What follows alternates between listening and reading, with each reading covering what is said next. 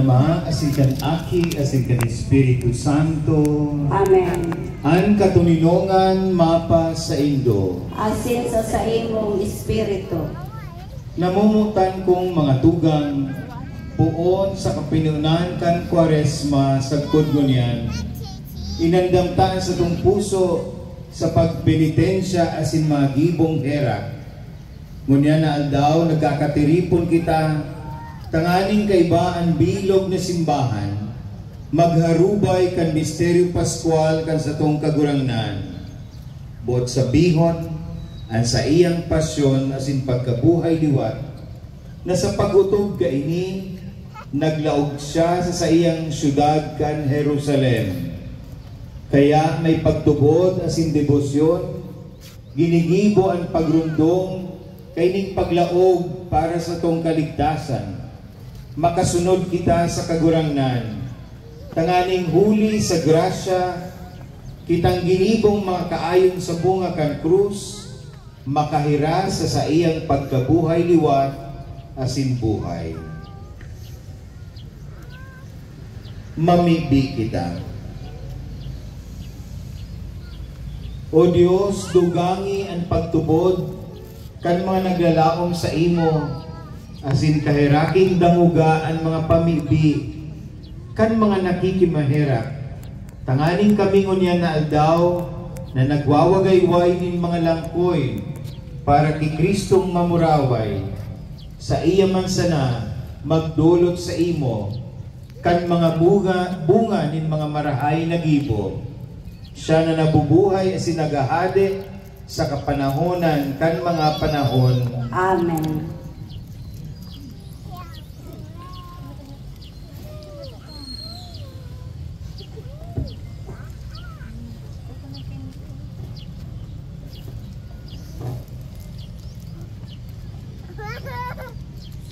Hunian ako po malibot sa pagbendisyon kan mga langkoy.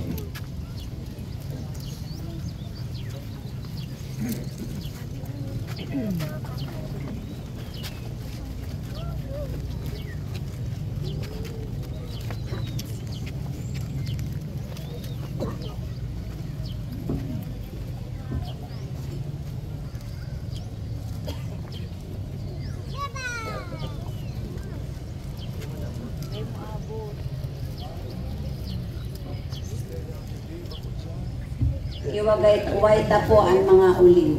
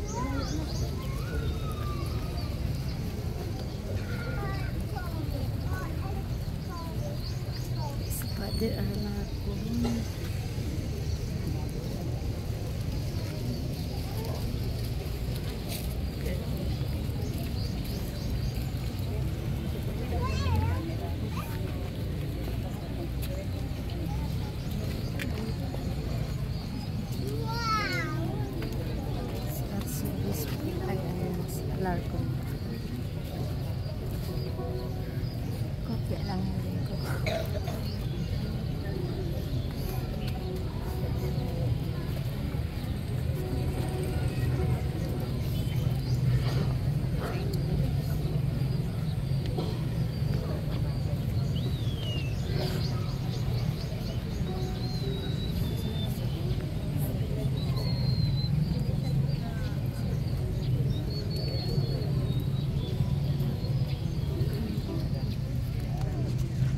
mapasaindo.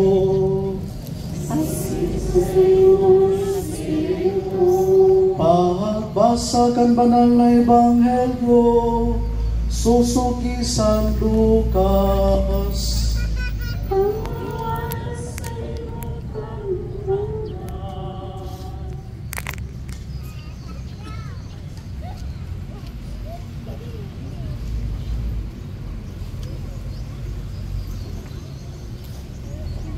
Kaytong panahon, naglakaw si Jesus sa inutan sa pagtukad pa Jerusalem. Tara, kanhararina sa Betania, pasiring sa bukid na inaapod ning mga olivo, nagsugo siya ning duwang disipulos na ansabi, magdiretso kamo sa baryo sa inutan. Sa paglaog ning duduman, may makukuha kamong torilyong asno na nakagakod, na day pa lamang kinabayuan, hubadi asin darahadik di. Kung may maghapot sa ito, taano tayo nuhubadan nindo iyan, siring kamo magsabi, kaipuhan kan kagurangan. Naghali sa mga sinugo, asin nakuaan sinabi sa inda, inuhubadan ninda si torilyong asno, nagsabi sa inda si mga may sadiri kaito, taano tayo hubadan nindo ang mga torilyong asno, nagsabi sinda, kaipuhan kan kakurangan. Dinara ito kay Jesus, asin pakababawi kan sa indang mga gubing, pinakabayo ninda si Jesus. Mantang siya nagpapadagos, nagbibiglad sinda ni mga gubing sa dalan, nagdadangadang na sa kababan kan bukid kan mga olivo, nagpuon ang bilog na aripumpon kan mga disipulos, nin maugmang pag-umaw sa Diyos sa halangkaw na tingog, ulikan gabos na nahiling nindang milagro na ansabi, paladan sa minadigdi, anhade sa ngaran kan kagurangan. May mga Fariseo sa kakauhan na nagsabi sa iya, Maestro, sagwea ang sa imo mga disipulos. Nagsimbag, sinasabihan ko kamo, kung mag-alo ini, ang mga kapo magkukururahaw. Ang marahay na baretakan sa toong kagurangnan. Pag-umaw sa iyo, Kristo.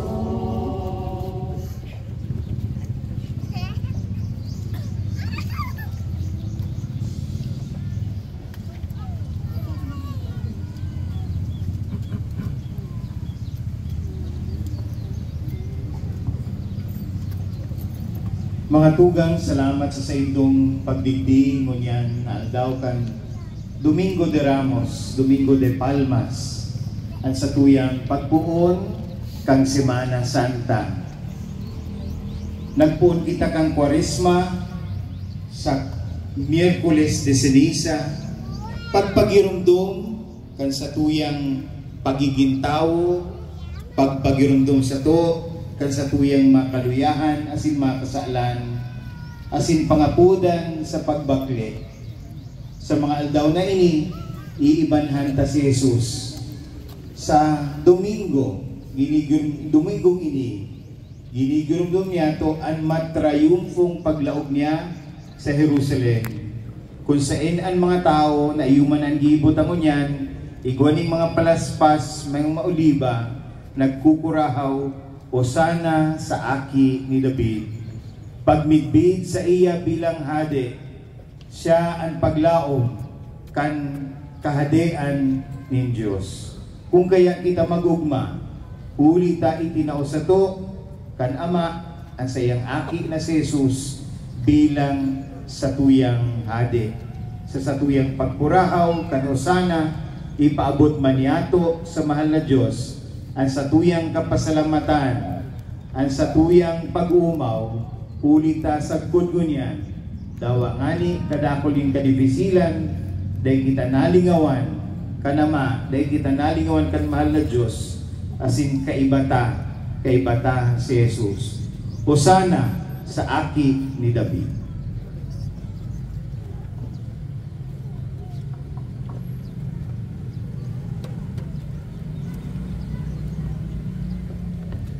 Urog na namumutan ng mga tugang, arugunta ang mga tawong nagrukyaw kay Jesus, asin lakaw kita sa katuninongan.